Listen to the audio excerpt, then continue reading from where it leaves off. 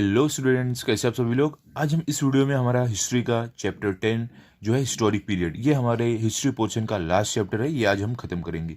Okay, लेकिन इससे पहले अगर आप हमारे चैनल पर नए हो तो चैनल को सब्सक्राइब करो और बेल आइकन को प्रेस करो ताकि आपको हमारे आगे के वीडियोस मिलते रहें। और इसी वीडियो के कमेंट सेक्शन, अगर वहाँ नहीं तो डिस्क्रिप्शन बॉक्स में आपको एक प्लेलिस्ट का लिंक मिलेगा जिस पर आप क्लिक करोगे तो आपको हमारे सारे वीडियोज़ मिल जाएंगे। ओके, तो चलो स्टार्ट करते हैं। देखो क्या है, हमारे चैप्टर का नाम क्या है, हिस्टोरिक। हिस्टोरिक मतलब देखो क्या होता है, मतलब ऐतिहासिक, मतलब जो पुराने समय का। ओके, पीरियड मतलब क्या, समय।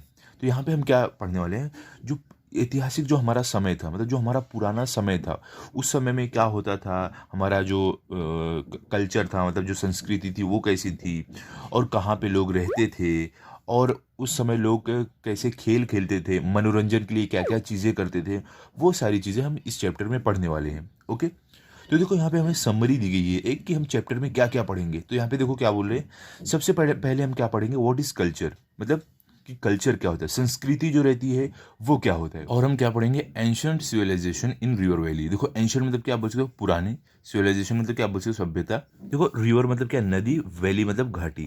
तो यहाँ पे देखो क्या बोल रहे हैं कि जो घाटी रहती थी, मतलब जो नदी के आजू बाजू जो जगह रहती थी, वहाँ की जो सिविलाइजेशन थी, वहाँ की जो सभ्यता थी, उसके बारे में पढ़ने वाले हैं कि वहाँ इंसान कैसे रहते थे। उसके बाद हम क्या पढ़ेंगे इस चैप्टर में, ancient riverine civilisations, Mesopotamia, Egypt, China, Harappa. देखो रिवराइन मतलब क्या होता है कि एक ऐसी ज़मीन जो नदी का जो पानी बहता हो ना उसके बीच में हो, तो उसको रिवराइन बोलते हैं। तो रिवराइन सिविलाइजेशन मतलब क्या, कि जो इंसान लोग जो पानी के बीच में जो ज़मीन रहती थी उस पर रहते थे। और हम क्या पढ़ेंगे, मेसोपोटामिया, ये भी एक इंसान की सभ्यता है, इनके बारे में पढ़ेंगे। इजिप्ट, ये भी जो सिविलाइजेशन है इसके बारे में हम पढ़ने वाले हैं, यहाँ पे जो इंसान की सभ्यता थी कैसी थी। चाइना, इनके बारे में भी पढ़ने वाले हैं। हड़प्पा, इनके बारे में भी पढ़ेंगे। हड़प्पा कहाँ के, ये हमारे इंडियन सब कॉन्टिनेंट की सिविलाइजेशन थे। ओके, अब देखो आखिरी में हम क्या पढ़ेंगे, स्पोर्ट्स एंड एंटरटेनमेंट, मतलब कि उस समय पे लोग कौन कौन से खेल खेलते थे और लोगों के मनोरंजन का क्या जरिया था, क्या साधन था, वो भी हम पढ़ने वाले हैं। ओके, तो चलो शुरू करते हैं। देखो अभी आगे आपको क्या बोल रहे हैं, we have seen in lesson 2 that written records are available in the form of inscriptions, manuscripts, books etcetera for the historic period. क्या बोल रहे हैं कि हमारा जो चैप्टर 2 था ये बुक का, हमने उसमें पढ़ा था कि जो पहले के रिकॉर्ड्स है, मतलब जो भी पहले के बारे में जानकारी है, वो हमें किस फॉर्म में मिलती है, इंस्क्रिप्शन के फॉर्म में, मैन्युस्क्रिप्ट्स और बुक्स। मतलब कि इंस्क्रिप्शन ये सब जो बुक रहती है, जो पत्थर पे लिखा हुआ रहता है, ऐसे फॉर्म में हमें पहले के लोगों की जो भी जानकारी थी, जो भी रिकॉर्ड था, वो मिलता है। ठीक है, आगे क्या है, in all ancient civilisation the art of writing was developed. क्या बोल रहे हैं, देखो एंशियंट मतलब क्या होता है, पुराने। ठीक है, सिविलाइजेशन मतलब क्या, आप बोल सकते हो सभ्यता। आर्ट मतलब आप क्या बोल सकते हो, कला। राइटिंग मतलब क्या, लिखना। क्या बोल रहे हैं कि जो पहले की जितनी भी सिविलाइजेशन थी, जो भी पहले के लोग थे, उनमें जो लिखने की कला थी वो डेवलप हो चुकी थी। सब लोग लिखना, मतलब जो लिखना था वो सीख चुके थे। तो इसके लिए हमें उनके रिकॉर्ड्स मिलते हैं आज। दे यूज फुली डेवलप्ड स्क्रिप्ट्स। क्या बोल रहे हैं, वो लोग क्या करते थे, जो पहले के लोग थे वो लोग फुल्ली डेवलप्ड स्क्रिप्ट यूज़ करते थे, मतलब कि एकदम अच्छी जो लैंग्वेज रहती थी अच्छी खासी, वो यूज़ करके वो अपनी जो भी रिकॉर्ड थे वो बनाते थे वो लोग। In other words, with the rise of ancient civilisation the new stone age came to an end and the historic period began. क्या बोल रहे हैं यहाँ पे, देखो यहाँ पे आपको क्या बोल रहे हैं, यहाँ पे बोल रहे हैं कि जैसे जैसे एंशियंट जो सिविलाइजेशन है, जो पुरानी सभ्यता है, वो उभरी, तो क्या हुआ, जो न्यू स्टोन एज का समय था, मतलब कि जो स्टोन एज का समय था, जो इंसान लोग गुफा ये सब में रहते थे ऐसे टाइप के, तो वो समय खत्म हो गया। उसके बाद कौन सा समय शुरू हुआ, हिस्टोरिक पीरियड, ये समय शुरू हुआ। ओके, अब आगे देखो क्या है यहाँ पे, व्हाट इज कल्चर। देखो यहाँ पे बोले कल्चर क्या होता है, संस्कृति, मतलब कि संस्कृति क्या होती है, देखते हैं क्या क्या बताया गया हमें इसमें कल्चर के बारे में। Humans and all other animals are dependent on their environment and nature for satisfying their needs. क्या बोल रहे हैं यहाँ पे, कि इंसान और जो जो भी दूसरे जानवर है, वो लोग अपने इन्वायरमेंट पर डिपेंड है, मतलब नेचर पर डिपेंड है, अपनी ज़रूरतों को, नीड्स मतलब क्या, ज़रूरत को सेटिस्फाई करने के लिए, पूरा करने के लिए।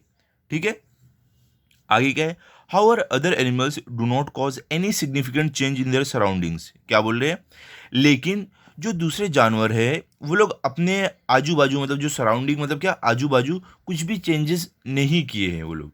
ठीक है, for example bears live in caves and monkeys lives on trees but humans build houses। क्या बोल रहे हैं कि देखो यहाँ पे क्या बोले अभी ऊपर कि जो जानवर है वो लोग अपने आजू बाजू कोई बदलाव नहीं किए।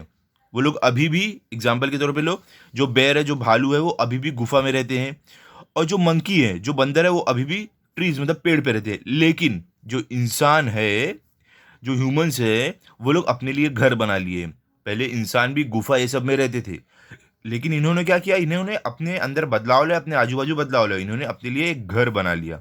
अब घर में रहते हैं इंसान। ओके, अब आगे क्या है, देखो पहले इंसान गुफा में रहते थे, पहले भालू भी गुफा में रहते थे, और बंदर भी पेड़ पे ही रहते थे। लेकिन आज इंसान अपना घर बनाकर घर के अंदर रहता है, सेफ रहता है। लेकिन भालू और बंदर अभी भी गुफा और पेड़ पर ही रहते हैं। वो लोग ने अपना घर बनाया क्या अलग से, कोई ऐसा अच्छा सा घर बना लिया, एकदम पक्का घर, ऐसा नहीं है ना। तो वही यहाँ पे बोल रहे हैं कि जो जानवर है उन्होंने कोई बदलाव नहीं किया, लेकिन इंसान जो है उन्होंने अपने लिए बदलाव किए।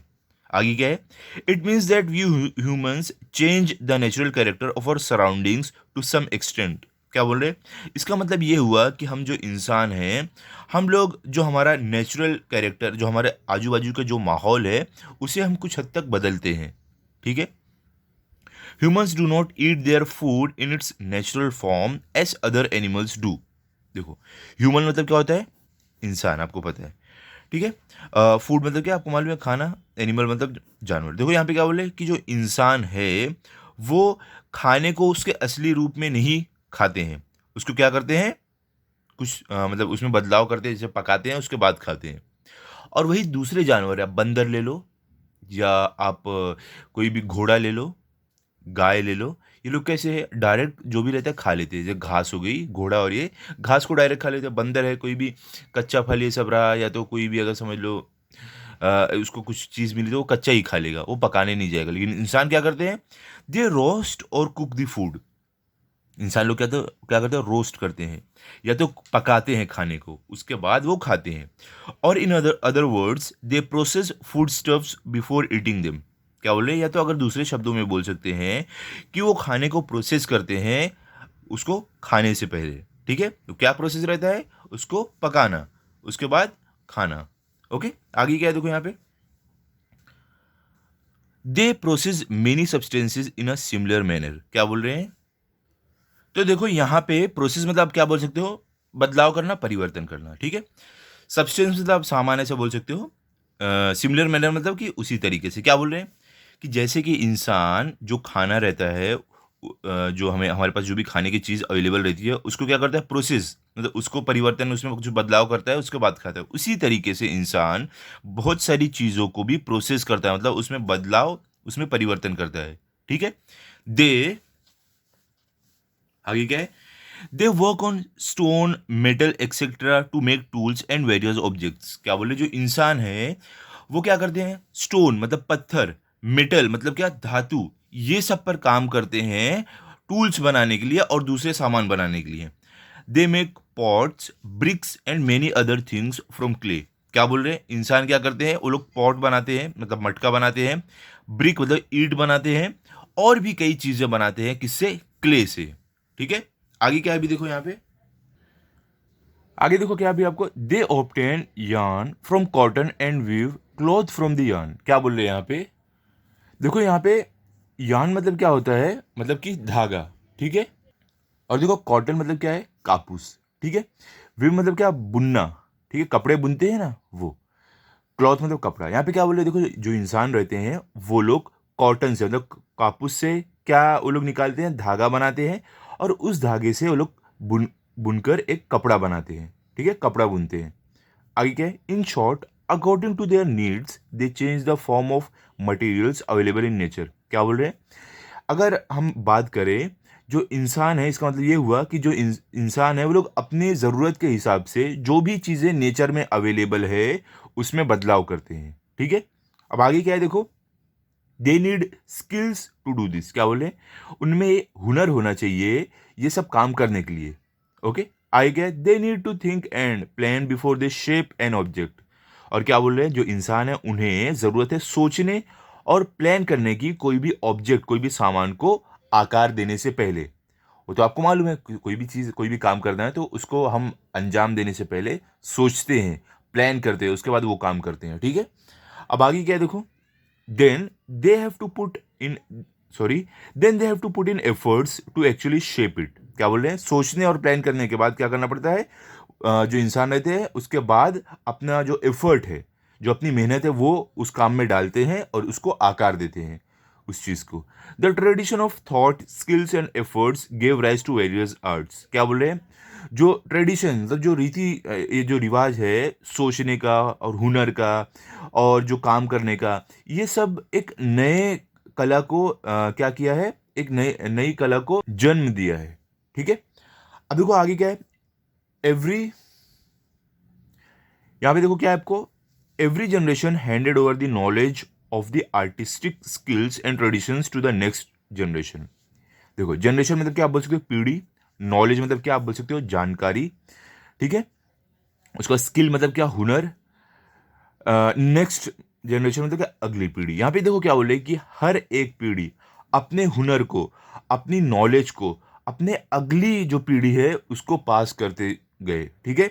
अभी समझ लो किसी के बाप दादा है, ठीक है, वो बहुत ही एक एंटीक चीज़ बनाते थे। अब फॉर एग्जांपल कोई एंटीक ऑब्जेक्ट बनाते थे, तो उसके बाद क्या होता है, वो अपनी अगली जनरेशन मतलब अपने बेटे को या तो उसके आगे जो पोते रहते हैं उनको पास करते हैं, ठीक है, उनको भी सिखाते हैं वही हुनर, ताकि जो इनका ये हुनर है आगे की भी पीढ़ी तक चलता रहे।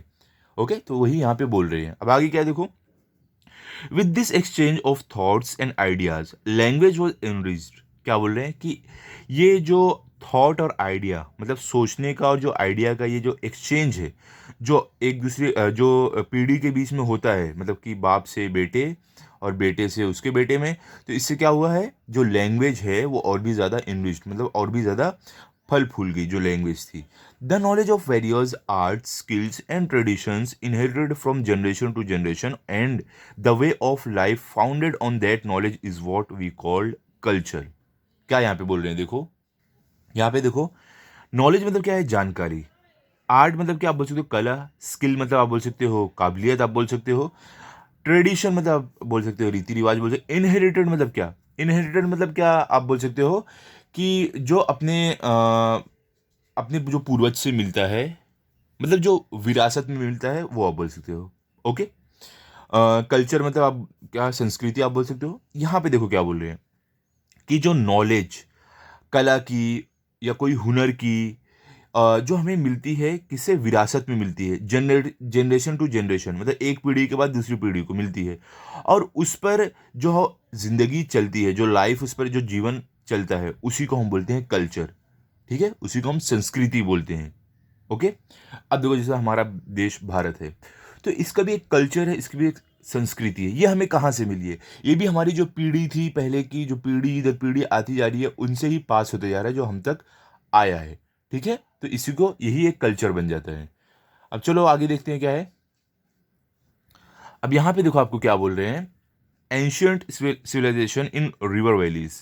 देखो एंशियंट मतलब क्या, आपको मतलब पुराना, सिविलाइजेशन मतलब क्या, आप बोल सकते हो सभ्यता। रिवर वैली मतलब क्या, जो नदी की घाटी होती है, मतलब जो नदी के किनारे का जो हिस्सा होता है उसको हम बोलते हैं रिवर वैली। ओके, अब आगे देखो क्या है, cultures which flourished in the new stone as were based on agricultural way of life.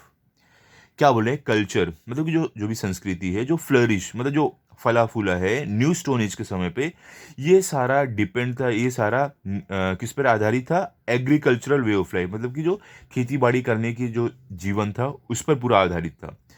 Fertile soil and constant water supply are essential for growing good crops. क्या बोल रहे हैं, फर्टाइल सॉइल मतलब कि उपजाऊ मिट्टी, और कांस्टेंट वाटर सप्लाई लगातार पानी का सप्लाई एसेंशियल था, जरूरी था अच्छे क्रॉप, अच्छी फसल उगाने के लिए, ठीक है। अब देखो आगे क्या है, naturally people in the new stone as established their village settlements on the bank of various reverse. क्या बोल रहे हैं कि न्यू स्टोन एज के समय में जो लोग थे उन्होंने अपना विलेज सेटलमेंट मतलब कि जो अपनी गांव की बस्ती थी उन्होंने कहां पे बसाया, रिवर बैंक। बैंक मतलब, रिवर बैंक मतलब क्या, देखो बैंक ऑफ रिवर मतलब क्या, जो नदी का किनारा है वो। क्या बोल रहे हैं यहाँ पे कि जो न्यू स्टोन एज के समय के लोग थे उन्होंने अपनी बस्ती जो नदी का किनारा होता है वहां पर बसाई। क्यों, क्योंकि ताकि उनको खेती बाड़ी करने में आसानी हो, पानी आसानी से मिले।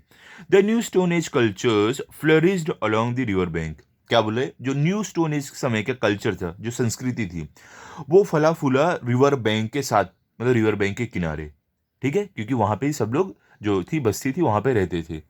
अब आगे देखो क्या है, अगले पेज पे आते हैं। अब यहां पे क्या बोल रहे हैं, in the course of time new stone age cultures gave rise to early civilisation. क्या यहाँ पे बोल रहे हैं, यहाँ पे देखो in the course of time मतलब क्या, इसी दौरान। ठीक है, यहाँ पे क्या बोले कि इसी दौरान क्या हुआ, जो न्यू स्टोन एज कल्चर था, इन्होंने राइज दिया, बढ़ावा दिया अर्ली सिविलाइजेशन को। अर्ली सिविलाइजेशन मतलब क्या, जब इंसान लोग एकदम एडवांस होना शुरू हो गए थे। ओके, अब आगे क्या है, increase in production due to various skills, the use of wheel, flourishing trade, use of well-developed scripts, etc. were the major factor responsible for the rise of early civilization. यहाँ पे देखो इंक्रीज मतलब क्या, आप बोल सकते हो बढ़ना, स्किल मतलब क्या, हुनर, व्हील मतलब क्या, आप पहिया बोल सकते हो। ठीक है, ट्रेड मतलब क्या, व्यापार, well equipped well developed scripts मतलब क्या, आप बोल सकते हो कि जो लिखने का और रिकॉर्ड रखने का जो तरीका रहता है वो। फैक्टर मतलब आप क्या बोल सकते हो, कारण। ठीक है, देखो यहाँ पे आपको क्या बोल रहे हैं कि इंक्रीज इन प्रोडक्शन मतलब कि उत्पादन में बढ़ावा, क्योंकि हुनर की वजह से, और व्हील का यूज़, पहिए का यूज़ होना, ट्रेड मतलब व्यापार का बढ़ना, use of well developed scripts मतलब कि और भी ज़्यादा विकसित रिकॉर्ड को रखने का, लिखने का तरीका।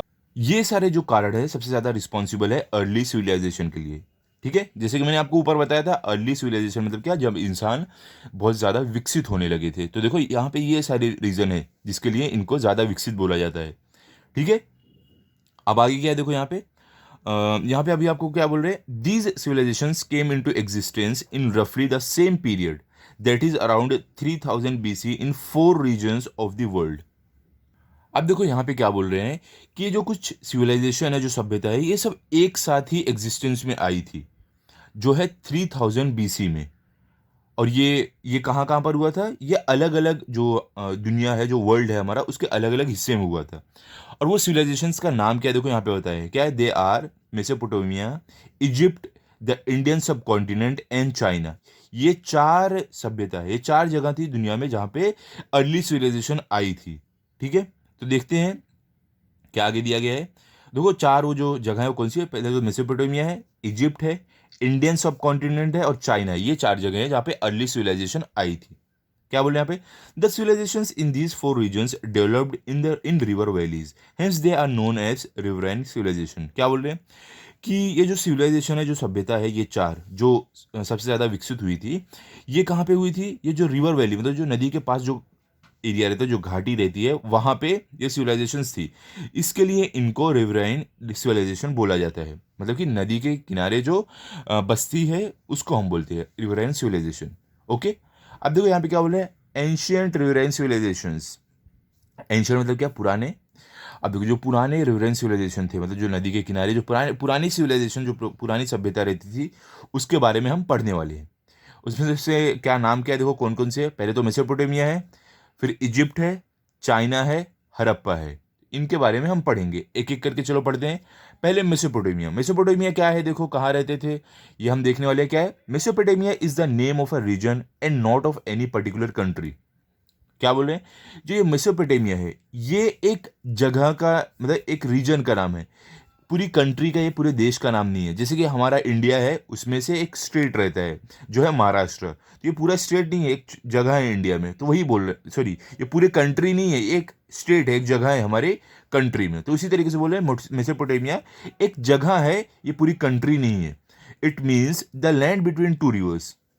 क्या बोल रहे हैं, मेसोपोटामिया का मतलब क्या होता है कि एक जमीन जो 2 नदी के बीच में रहती है। ठीक है, जिसे 2 नदी बह रही है, उसके बीच में जो जमीन है उसको बोलते हैं मेसोपोटामिया।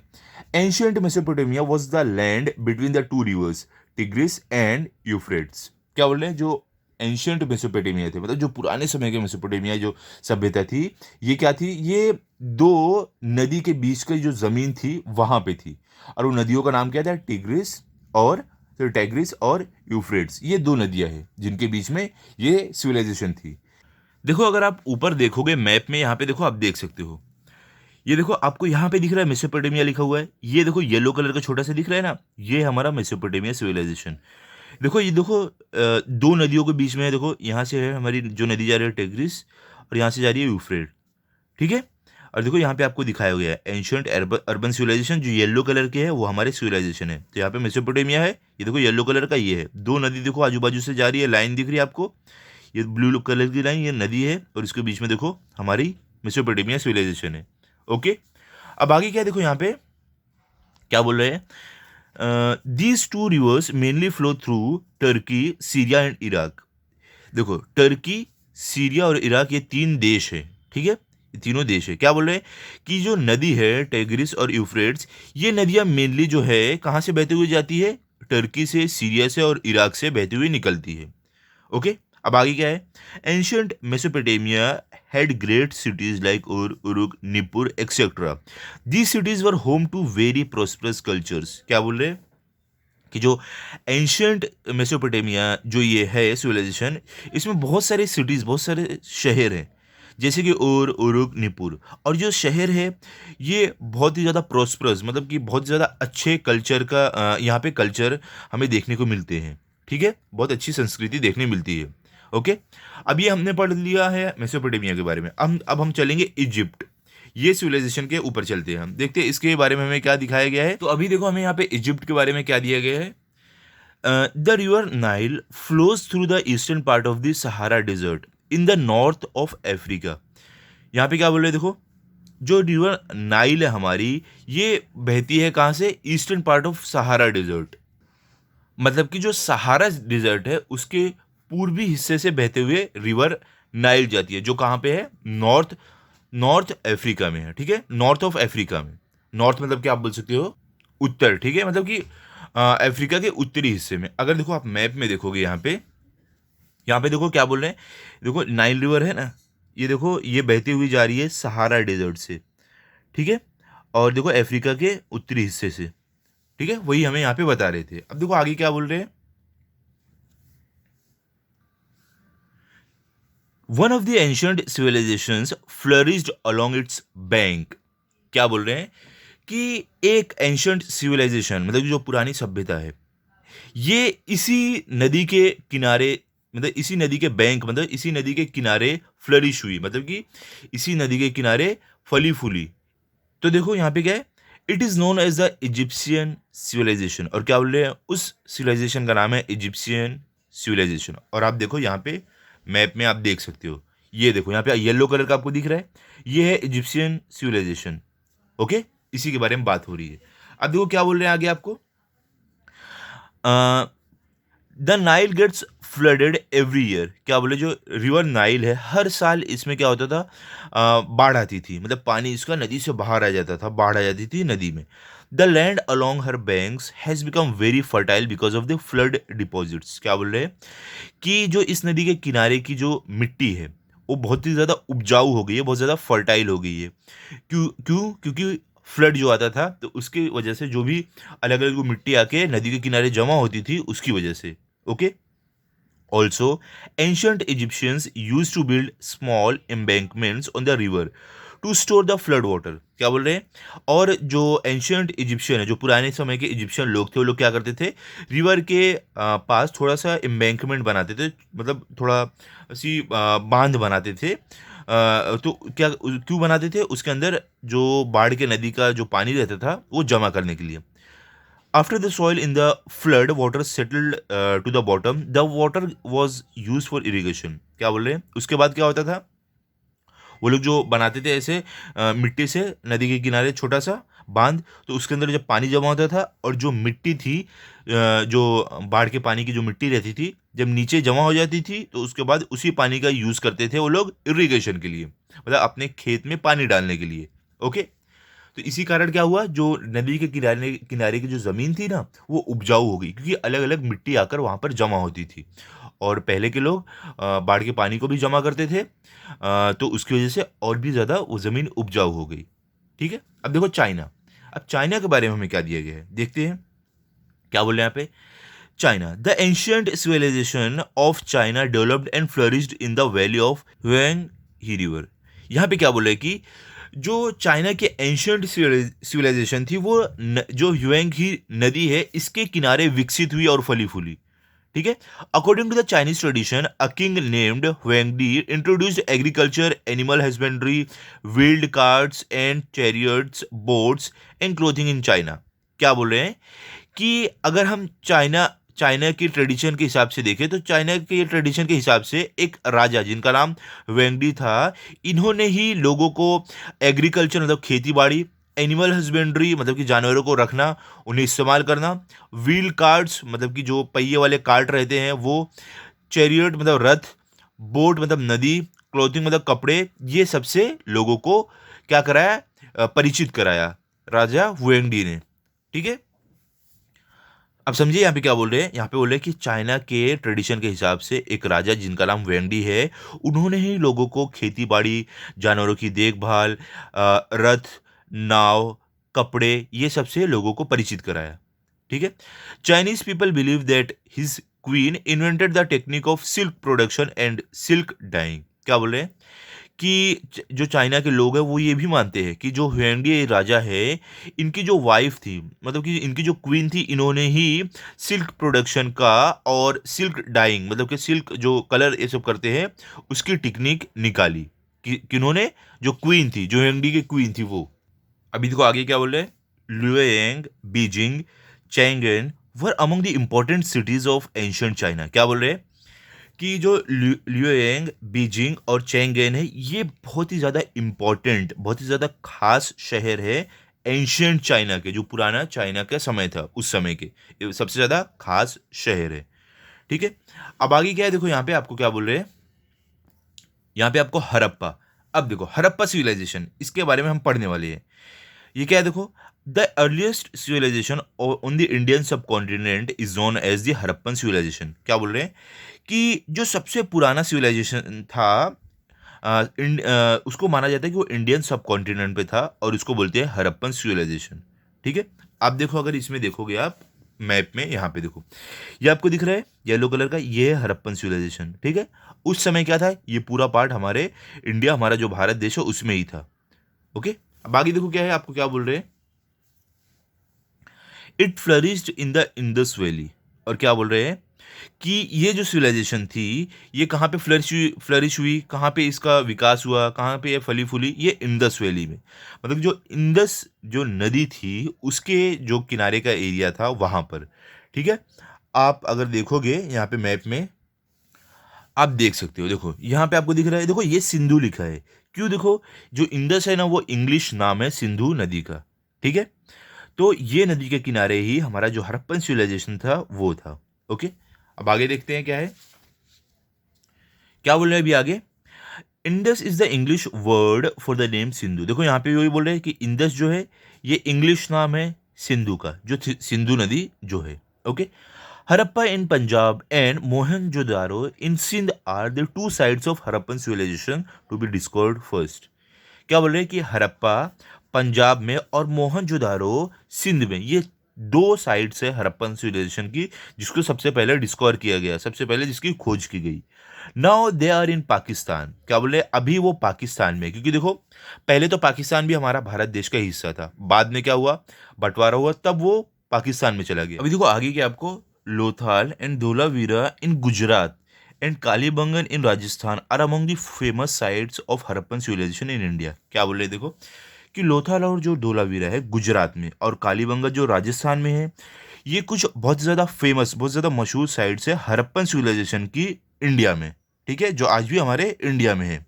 अब आगे क्या है, देखो यहाँ पे क्या बोल रहे हैं, sites of this civilisation are well known for their systematic town planning. क्या बोल रहे हैं, सॉरी साइट्स नहीं, cities, cities of this civilisations are well known for their systematic town planning. क्या बोले कि ये जो हमारा सिविलाइजेशन है जो हमारे इंडिया में है, इसके जो शहर है वो बहुत ही ज़्यादा मशहूर है, क्योंकि इसमें सिस्टमेटिक टाउन प्लानिंग है, मतलब कि जैसे बहुत ही प्लान करके उस शहर को बनाया गया है। The houses were built in blocks created by parallel roads that crossed each other at right angles. क्या बोल रहे हैं यहाँ पे कि जो घर है वो ब्लॉक में बनाए गए हैं और इनके पैरेलल में एक रोड जाता है जो एकदम सही जगह पे राइट एंगल पर घूमता है। ठीक है, जैसे कि आजकल के रोड है, आजकल के घर जैसे रहते हैं वैसे ही उस समय बनाया गया था। Huge granaries and spacious house were the special features of this cities. क्या बोल रहे हैं कि बहुत बड़े बड़े भंडार और बहुत बड़े बड़े घर, ये है कुछ खास फीचर्स इस शहर के। There were bathrooms and latrines in every house and a covered drainage system which indicates a concern for public hygiene। क्या बोल रहे हैं? और वहां पर हर एक घर में बाथरूम और लेटरिन हर एक घर में था। और जो इनका ड्रेनेज सिस्टम था, मतलब कि जो इनकी घर का गटर बोलते हैं ना, जो गटर की लाइन थी वो कैसे वो कवर रहती थी। तो इससे ये पता चलता है कि ये लोग पब्लिक हाइजीन के लिए कितने ज़्यादा सोचते थे। पब्लिक हाइजीन का मतलब साफ सफाई का। There are carefully constructed private and public wells. और क्या बोल रहे हैं कि वहाँ पे प्राइवेट और पब्लिक वेल भी थे, मतलब कुएं भी थे, जो लोगों के खुद के रहते थे अपने और पब्लिक के लिए भी रहते थे, जिसमें से कोई भी पानी निकाल सकता था। ऐसे कुएं भी थे। The cities were divided into 4 parts, each with a separate fortifications. क्या बोल रहे हैं यहाँ पे कि जो शहर था वो 2 से 4 पार्ट में बटा हुआ था और सबका अलग अलग फोर्टिफिकेशन, मतलब हर एक पार्ट को अलग ईंट ये सबसे घेरा गया था। ठीक है, फोर्टिफिकेशन किया गया था। यहाँ पे देखो आपको नीचे कुछ पिक्चर्स दिखाई गए। A Harappan seal and clay figure.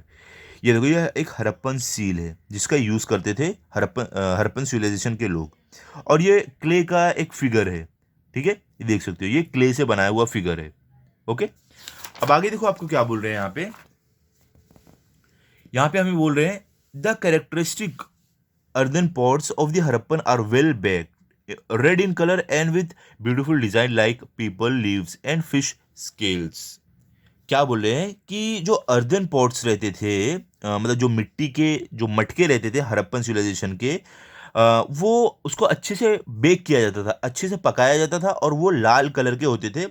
और उन पर बहुत ही ज़्यादा ब्यूटीफुल, बहुत ही ज़्यादा सुंदर डिजाइन्स रहती थी, जैसे कि पीपल की पत्ती की डिज़ाइन, या तो जो मछली के स्केल रहते, जो मछली के ऊपर का जो उसके शरीर का ऊपरी हिस्सा रहता है उसके स्केल की डिज़ाइन रहती थी। आप यहाँ पे देख सकते हो, देखो ये डिज़ाइन, यहाँ पे आप देखोगे तो मछली के देखो स्केल की डिज़ाइन जैसा आपको दिख रहा है, और देखो ये शेर के ऊपर देखो पीपल की लीव्स जैसे डिज़ाइन दिख रहा है। तो यहाँ पे ऐसी डिज़ाइन बनाई गई है। तो यहाँ पे आप पढ़ सकते हो a king hunting a lion. ये देखो, ये राजा है जो एक शेर का शिकार कर रहे हैं। ठीक है, अब आगे क्या है, When tapped, these ports produce a metallic sound। क्या बोले, इस पर अगर हम टैप करते, मतलब इस पर अगर हम ऐसे मारते, तो ये जो पोर्ट्स है, जो ये मटके रहते थे, इनमें से मेटेलिक साउंड आता था, मेटल की आवाज आती थी। The Harappan craftsman were highly skilled in making bronze objects and beads from semi precious stones of various colours. क्या बोल रहे हैं कि जो हरप्पन क्राफ्ट्समैन थे, मतलब कि जो हरप्पन कारीगर थे, ये लोग बहुत ही ज्यादा माहिर थे ब्रॉन्ज के ऑब्जेक्ट बनाने में। मतलब कि पीतल के जो ऑब्जेक्ट, जो सामान रहता था, वो बनाने में वो बहुत माहिर थे। और वो क्या करते थे, जो भी प्रीशियस स्टोन्स रहते थे, मतलब कि जो पत्थर रहते थे, कीमती पत्थर, उनसे वो क्या करते थे, वो बीड्स मतलब माला बनाते थे अलग अलग कलर की। ठीक है, अब यहाँ पे देखो, अगर आप देख सकते हो, यहाँ पे आपको कुछ दिखाया गया है फिगर। यहाँ पे देखो रेसलिंग हो रही है, तो उसका देखो यहाँ पे फिगर बनाया गया है किनके द्वारा, हरप्पन सिविलाइजेशन, मतलब पुरानी जो सभ्यता थी उनके द्वारा ये बनाया गया है। और यहाँ पे देखो, अगर आप देखोगे यहाँ पे भी कुछ आपको दिखाया गया है। क्या है, देखो, a game board and gamesmen found in an excavation at Ur, Mesopotamia, 2600 BC. क्या बोल रहे हैं, देखो, यहाँ पे एक गेम बोर्ड मिला है जब भी एक्सकवेशन किया गया, मतलब कि जब भी खुदाई की गई है उस दौरान हमें उर में इस जगह पे ये गेम बोर्ड मिला है। और इसके साथ देखो यहाँ पे हमें छोटी छोटी गोली जैसा भी मिला है, मेसोपोटामिया में, जो था 2600 बीसी में। ओके, उस समय का देखो गेम ऐसा कुछ था, हमें यहाँ पे फिगर में दिखाया गया है। ठीक है, अब चलो आगे चलते हैं। अब यहाँ पे देखो क्या बोल रहे हैं, these things were in great demand in Mesopotamia. कौन सी चीजें, ये देखो, यहाँ पे जो क्राफ्ट्समैन थे हमारे, यहाँ पे हमें बताया गया है, जो क्राफ्ट्समैन बनाते थे ब्रॉन्ज के, मतलब पीतल के ऑब्जेक्ट, और जो अलग अलग कलर की जो माला बनाते थे, ये बहुत ज़्यादा डिमांड में थे, बहुत ज़्यादा लोगों की मांग रहती थी मेसोपोटामिया में। अब आगे देखो आपको क्या बोल रहे हैं यहाँ पे, the names of Harappan gods and goddesses are not yet known. क्या बोल रहे हैं कि जो हरप्पन ये सिविलाइजेशन के लोग थे, इनके गॉड्स और गॉडेस के नाम अभी तक पता नहीं है। However, we know with the help of the Harappan seals and clay figures that they worshipped Pashupati, lord of all living animals and a mother goddess. अभी देखो यहाँ पे क्या बोल रहे हैं, हमें देखो पहले ऊपर हमने क्या देखा था, क्या बोल रहे थे कि जो हड़प्पन सिविलाइजेशन थे उस समय के जो लोग देवी देवता को मानते थे उनके बारे में हमें पता नहीं चला है अभी तक। लेकिन अब यहाँ पे क्या बोले, लेकिन फिर भी हमें जो हड़प्पन की जो सील्स है, जो ठप्पा रहता था ना, जिसे ठप्पा मारते हैं सील, उसकी मदद से, और जो क्ले फिगर्स है, जो क्ले के फिगर है, उनकी मदद से हमें ये पता चला है कि वो लोग किसको वर्शिप करते थे, किसकी पूजा करते थे, पशुपति की, जो है लॉर्ड ऑफ लिविंग एनिमल्स, मतलब कि जो भी जीवित जंतु हैं उनके लॉर्ड, उनके भगवान, ठीक है। और किसकी वो पूजा करते थे, मदर गॉडेस, ठीक है। अब आगे देखो यहाँ पे आपको क्या बोल रहे हैं, नीचे फिगर आपको दिया गया है, यहाँ पे क्या बोल रहे हैं, archaeologist feel that this clay objects found in excavations of Harappan sites were used as गेम्समैन।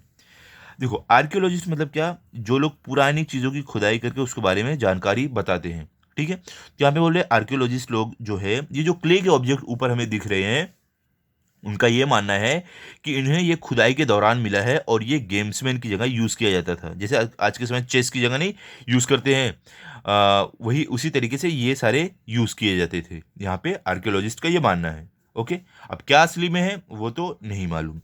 अब आगे देखो क्या यहाँ पे बोल रहे हैं, स्पोर्ट्स एंड एंटरटेनमेंट। स्पोर्ट मतलब क्या, खेल, एंटरटेनमेंट मतलब क्या, मनोरंजन। तो देखो उस समय के लोग अपने खेल के लिए, अपने मनोरंजन के लिए क्या क्या करते थे वो हम देखेंगे। ओके, क्या है, there were a variety of sports and means of entertainment in the ancient civilization. क्या बोल रहे हैं कि एंशिएंट सिविलाइजेशन में कई तरीके के स्पोर्ट्स मतलब खेल, और कई तरीका था एंटरटेनमेंट मतलब कि मनोरंजन का। Hunting and wrestling were the important ones. क्या बोले कि शिकार और रेसलिंग मतलब कुश्ती, ये सबसे खास सोर्स ऑफ एंटरटेनमेंट थे और खेल था। Games played with the help of game boards and gamesmen were also popular. क्या बोले कि जो खेल जो खेला जाता था गेम बोर्ड पर और गेम्समैन के द्वारा, ये भी बहुत ज़्यादा पॉपुलर था, बहुत ज़्यादा फेमस था। In ancient Egypt people played a game that was similar to chess. क्या बोल रहे हैं कि पुराने समय इजिप्ट में जो वहाँ के लोग थे वो गेम खेलते थे जो चेस के जैसा ही था, ठीक है। अब देखो यहाँ पे भी देखो एक बोर्ड गेम मिला है। देखो पहले के समय के जो हड़प्पन जो मेसोपोटामिया के टाइम का है, वहाँ पे हमें एक गेम बोर्ड मिला है। तो देखो उस समय ऐसे टाइप के गेम खेले जाते थे, ठीक है। अब आगे देखो क्या बोल रहे हैं यहाँ पे, this game was played with a game board and gamesmen. क्या बोल रहे हैं कि ये जो इजिप्ट के लोग थे, चेस जैसा कुछ गेम था वो खेलते थे। वो कैसे खेला जाता था, वो खेला जाता था गेम बोर्ड और गेम्समैन की मदद से। गेम बोर्ड मतलब क्या, एक बोर्ड रहेगा जैसे कि चेस का बोर्ड रहता है, और गेम मेन्स मतलब क्या, ये देखो ऐसे टाइप के छोटे छोटे वो लोग कुछ ऑब्जेक्ट यूज करते थे खेलने के लिए। ओके, अब आगे क्या है, इट वॉज नोन एज सेनत। क्या बोले, उस गेम का नाम क्या था, सेनत था उस गेम का नाम। अब आगे क्या है, in ancient China also there are many games played with boards and gamesmen. क्या बोले, पुराने समय में चाइना में भी बहुत सारे खेल खेले जाते थे गेम बोर्ड और गेम्समैन की मदद से। Similar games were popular in Mesopotamia and Harappan civilisation too. क्या बोले, इसी तरीके के गेम मेसोपोटामिया और हड़प्पन सिविलाइजेशन में भी खेले जाते थे, ठीक है, जिसके बारे में हमने पीछे भी पढ़ा है। Many toys are found in the excavation of Harappan sites. क्या बोले, बहुत सारे टॉयज मतलब बहुत सारे खिलौने पाए गए एक्सकवेशन में। एक्सकवेशन मतलब क्या, खुदाई करके जब हमें कोई चीज़ मिलती है, ठीक है, कोई ऑब्जेक्ट मिलते हैं। क्या बोले, खुदाई के दौरान हमें बहुत सारे टॉयज मिले हैं हड़प्पन साइट्स के। They include wheels, whistles, rattles, bullock carts, animals and birds on wheels etcetera. क्या बोल रहे हैं कि खुदाई के दौरान जो जो हमें खिलौने मिले हैं, जो जो टॉयज मिले हैं, वर्ल्ड्स मतलब क्या आप बोल सकते हो, लट्टू आप बोल सकते हो, विसल मतलब सीटी, रेटल मतलब आप बोल सकते हो झुंझुना, बुलक कार्ट मतलब कि छोटे जो बुलक कार्ट रहते हैं वो, एनिमल एंड बर्ड्स, एनिमल और जानवर, जो व्हील्स जिनके पैर में व्हील्स लगी रहती है, ये सारे टॉयज मिले हैं खुदाई के दौरान। आप ऊपर देख सकते हो, पिक्चर में देखोगे अगर आप देखो, यहाँ पे देखो एक हड़प्पन टॉय है, ये जो बुलक कार्ट है, मतलब देखो दो बैल टाइप है और पीछे ये कार्ट पे एक आदमी बैठा हुआ है। और देखो यहाँ पे एक चिड़िया है, ठीक है, जिसके पैर में व्हील लगाया है। ऐसे सारे टॉय मिले हैं हड़प्पन सिविलाइजेशन के टाइम के। ओके, अब आगे देखो क्या है, हमारे लास्ट पेज पे क्या है, अब यहाँ पे कुछ हमें म्यूजिक के बारे में बताया गया है, क्या है? Music and dance were also very important in early civilisation. क्या बोले? म्यूजिक और डांस ये भी बहुत ज़्यादा इंपॉर्टेंट था अर्ली सिविलाइजेशन में। They were an essential part of celebrating a festival. क्या बोल रहे हैं कि जो म्यूजिक और डांस है ये बहुत ही खास हिस्सा रहते थे कोई भी अगर फेस्टिवल कोई त्यौहार मनाना हो तो। Ancient people used many types of musical instrument. क्या बोल रहे हैं? पुराने समय के जो लोग थे ये बहुत सारे म्यूजिकल इंस्ट्रूमेंट यूज करते थे। In Mesopotamia a string instrument known as balag was very popular.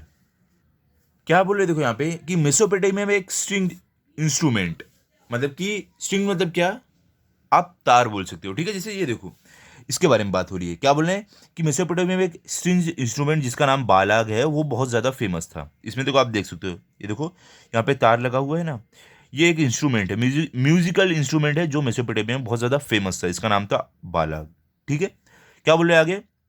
Besides, instruments like cymbals, rattles, flutes, drums, etc. were also played. देखो क्या बोल रहे हैं कि इसके अलावा और भी कई जो इंस्ट्रूमेंट्स है वो फेमस थे, जैसे कि सिम्बॉल। सिम्बॉल देखो क्या होता है, यहाँ पे देखो आपने देखो गोल रहता है कोई, अगर आप म्यूजिक का कोई वीडियो ऐसा देखोगे उसमें, ये देखो यहाँ पे इस पे देखो, इस पे ऐसे कोई डंडी टाइप से मारते हैं, टंग टंग आवाज आती है ना, ये है सिम्बॉल्स, ठीक है। आप देखो, अगर नहीं देखो तो अच्छे से देख लो यहाँ पे, ओके। तो बोल रहे हैं ये, और रेटल्स, फ्लूट्स, रेटल्स मतलब झुंझुना टाइप रहता है, फ्लूट मतलब क्या आपको मालूम है, जो फ्लूट बजाते हैं, जिसको हिंदी में क्या बोलते हैं, आई थिंक बांसुरी बोलते हैं, ठीक है। ड्रम एक्सेट्रा, ये सारी चीज़ें भी बजाई जाती थी उस समय में, ये भी म्यूजिकल इंस्ट्रूमेंट बजाए जाते थे। आगे क्या है देखो, the Egyptian kings were known as pharaohs. क्या बोले? जो इजिप्शियन किंग, जो इजिप्शियन राजा थे उनको फेरोज नाम से जाना जाता था। On the occasion of certain festivals, the pharaoh himself used to participate in the celebrations and dance. क्या बोल रहे? कि कोई मौका या कोई जो त्यौहार रहता था तब क्या होता था, जो फेरो मतलब जो राजा थे वो खुद पार्टिसिपेट करते थे सेलिब्रेशन में और डांस में। The bronze image of a dancer found in the excavation at Mohenjodaro is the evidence that dance was important in the Harappan civilization as well. क्या बोल रहे हैं कि एक ब्रोंज मतलब कि एक पीतल का एक इमेज, एक पिक्चर पाई गई है, जो मतलब एक पीतल का सामान है, उस पर एक पिक्चर थी जिसमें डांसर मतलब कोई ह्यूमन का फिगर है डांस करते हुए, ठीक है। ये पाया गया है खुदाई के दौरान मोहनजोदारो में। तो ये इस बात का एविडेंस है कि हड़प्पन सिविलाइजेशन में भी डांस एक बहुत ही इंपॉर्टेंट था, डांस बहुत ज़्यादा खास था, ओके। देखो आप अगर नहीं समझो तो मैं बताता हूँ आपको क्या बोल रहे हैं कि खुदाई के दौरान मोहनजोदारो में एक ब्रोंज का, एक पीतल का एक इमेज मिला है, एक पिक्चर मिली है जिस पर दो इंसान लोग का फिगर बना हुआ है नाचते हुए। तो इससे ये पता चलता है कि हड़प्पन सिविलाइजेशन में भी डांस बहुत ज़्यादा इंपॉर्टेंट था। नो अभी आगे देखो क्या है। Till now we have learned in brief about the history of human civilization from the stone age to early civilisation. क्या बोल रहे हैं यहाँ पे देखो, अब तक हमने सीखा है हिस्ट्री, मतलब कि इंसान की जो हमारी जो इंसानी सभ्यता है उसके बारे में हमने सीखा है स्टोन एज से लेके अर्ली सिविलाइजेशन तक, मतलब कि पुराने समय से लेके जब एकदम इंसान पत्थर की गुफा में रहते थे वहाँ से लेके अर्ली सिविलाइजेशन तक जब इंसान विकसित हो गए, यहाँ तक हमने सीखा है। Next year we shall study in detail the Harappan civilization that developed in the Indian subcontinent. क्या बोल रहे हैं, अगले साल हम पढ़ेंगे, हम सीखेंगे हड़प्पन सिविलाइजेशन के बारे में जो विकसित हुआ था इंडियन सब कॉन्टिनेंट में, ठीक है। We shall also study the ancient history of India, और हमें एंशियंट हिस्ट्री जो हमारे भारत देश का इतिहास है उसके बारे में भी हमें पढ़ना है, ओके। तो यहाँ पे हमारा चैप्टर कंप्लीट हो गया है। देखो हम चैप्टर एंड करने से पहले थोड़ा ये देख लेते हैं यहाँ पे हमें क्या इन्फॉर्मेशन दी गई है, ये क्या बोल रहे हैं यहाँ पे बोले a musical string instrument made of gold named balag found in the excavation at the city of Ur a Mesopotamia site. क्या बोले देखो, ये एक म्यूजिकल स्ट्रिंग इंस्ट्रूमेंट है। स्ट्रिंग मतलब क्या, अब बच्चों तार जो लगी रहती है, बोले ये एक म्यूजिकल इंस्ट्रूमेंट है जिसमें तार लगी रहती है और इसको नाम दिया गया बालक। और ये किसका बना हुआ है, गोल्ड का, मतलब सोने का बना हुआ है। और ये कहाँ पे पाया गया है, खुदाई के दौरान शहर में पाया गया, उर ये शहर में पाया गया जो मेसोपोटामियन साइट है, मतलब ये जगह है। मेसोपोटामियन कहाँ है देखो, अगर आप फिगर में अपना इसमें देखोगे, देखो मेसोपोटामियन यहाँ पर है, टाइग्रिस और यूफ्रेट रिवर के बीच में। ओके, यहाँ पे पाया गया है। और क्या बोले, द बालाग है 11 स्ट्रिंग्स, क्या बोले जो बालाग है, ये जो इंस्ट्रूमेंट है, इसमें 11 स्ट्रिंग मतलब 11 तार रहती है। Its height is approximately 2.1 metres, और क्या बोले इसकी जो हाइट होती है 2.1 मीटर, मतलब बहुत ज़्यादा, एक इंसान जो रहता है ना उससे लंबी, नॉर्मल इंसान से लंबी, ठीक है। अगर 6 फीट का इंसान है उससे ज़्यादा लंबी इसकी हाइट है। आगे क्या बोले, it dates back about 2650 BC, क्या बोले इसको माना जाता है कि 2650 BC इस समय का है। It was found in the burial of a Mesopotamian queen, her name was प्योबी।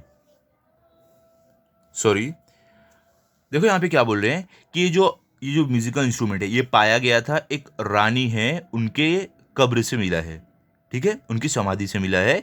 और वो रानी का नाम क्या था, प्योबी, ये रानी का नाम था, ठीक है। तो यहाँ पे हमारा चैप्टर कंप्लीट हो गया, इसके साथ साथ हमारा हिस्ट्री का पोर्शन कंप्लीट हो गया है। आई होप आप अच्छे से समझ गए हो। अब इसको रिवाइज कर लो, पढ़ लो। मिलते हैं अभी अगले वीडियो में। ये देखो, ये हमारा 5th स्टैंडर्ड का पोर्शन कंप्लीट हो गया यहाँ पे। तो अगले साल 6th स्टैंडर्ड के भी मैं सारे सब्जेक्ट्स पढ़ाने वाला हूँ, English, Hindi, Marathi, geography, history, सब पढ़ाने वाला हूँ। ओके, तो इसके लिए आप अगले साल भी ज़रूर देखना वीडियो, जैसे ही आपका स्कूल स्टार्ट होगा वीडियोज़ आने शुरू हो जाएंगे। ओके, तो मिलते हैं अभी अगले अगले साल। अगर आपको ये वीडियो अच्छा लगा हो तो आप इस वीडियो को लाइक करो, अपने सभी दोस्तों के साथ शेयर करो और चैनल को सब्सक्राइब करो। Thank you.